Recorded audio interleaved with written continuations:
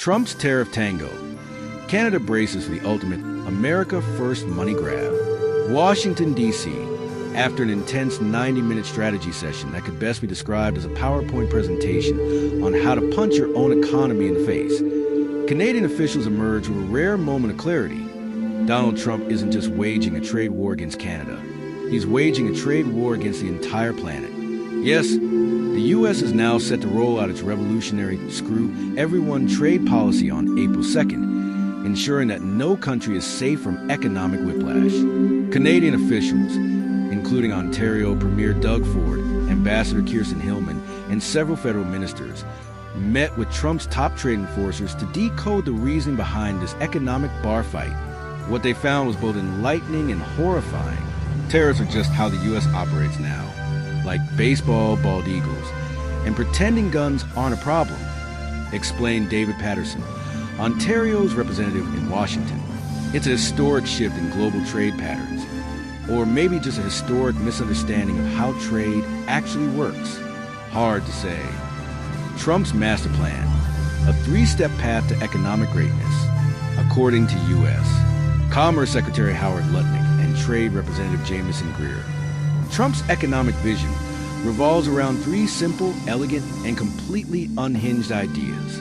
Spend trillions while cutting taxes.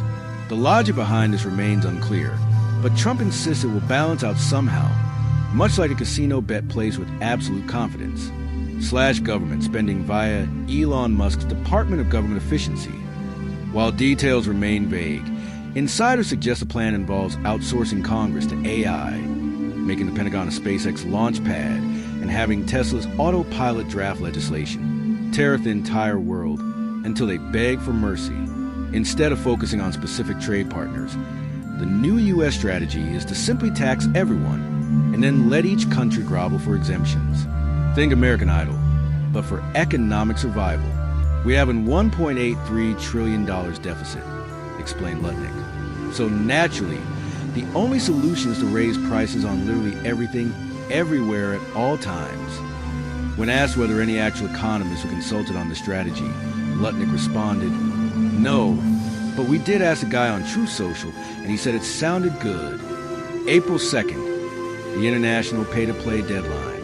April 2nd has officially been marked as Tariff Judgment Day, when America will impose sector-wide tariffs across the globe.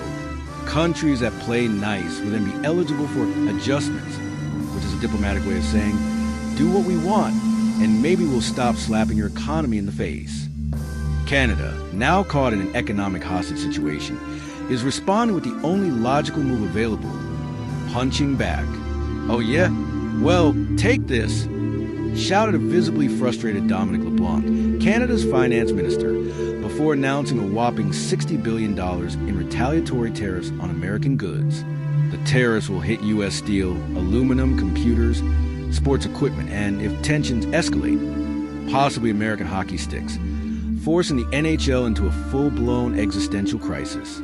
While Canada is prepared to fight back, a $100 billion reserve in extra tariffs remains on standby, just in case Trump wakes up next week and declares that maple syrup, Tim Hortons coffee, or Canadian politeness pose a national security risk.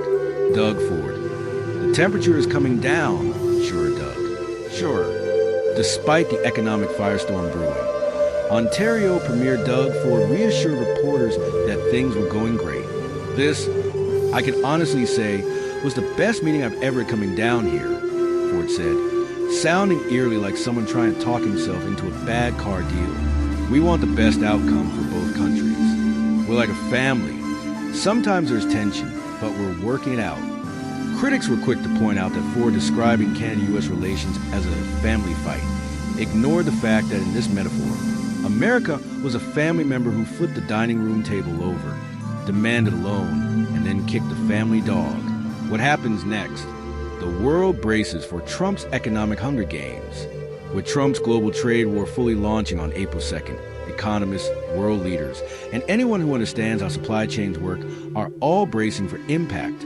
Some experts believe Trump's strategy could backfire spectacularly, causing U.S. companies to face soaring costs and sending inflation to, oh God, make it stop levels.